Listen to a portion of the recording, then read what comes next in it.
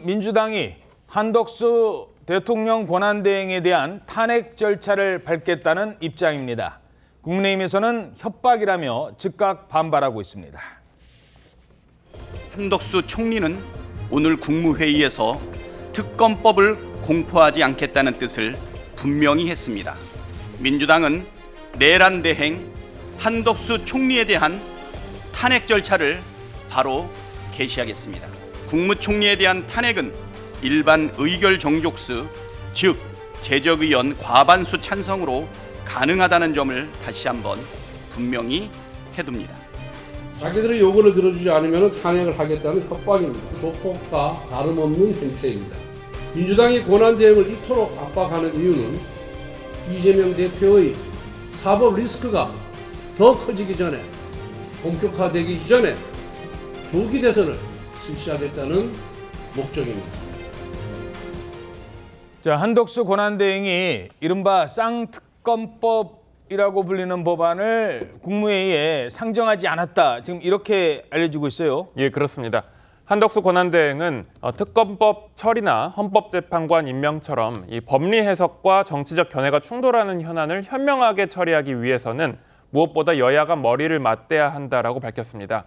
그러면서 수사를 하는 쪽과 받는 쪽이 모두 공평하다고 수긍할 수 있는 법의 틀을 만들어내기 위해 여야가 각고의 노력을 하지 않으면 대한민국 내부에 지금보다 한층 심한 불신과 증오가 자라날 위험이 크다라고 말했습니다.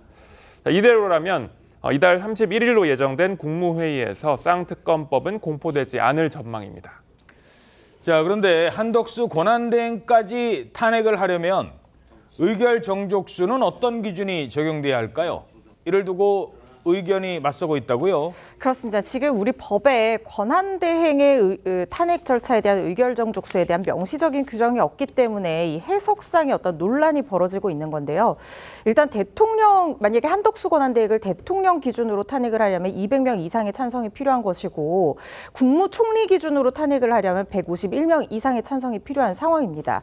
그런데 151명 이상의 찬성이 필요한 상황이라고 해석을 하면 민주당에서 단독으로 이 탄핵 소추안을 의결 처리할 수가 있기 때문에 민주당 쪽에서는 직무대행을 하기 이전에 국무총리 시절에 있었던 일로 탄핵을 하려는 것이기 때문에 국무총리 기준으로 하는 것이 맞다라고 주장을 하고 있는 상황으로 보이고, 국민의힘은 그 반대로 대통령 직무대행을 하고 있는 중에 탄핵 소추안 의결이 될 수 있기 때문에 그렇다면 200명 이상이 동의하는 것이 맞다라고 맞서고 있는 상황입니다. 그런데 지난 7월에 민주당에서 이상인 전 방통위원장 직무대행을 탄핵 소추안을 최초로, 이 직무대행에 대한 탄핵 소추안을 최초로 넘겼었거든요.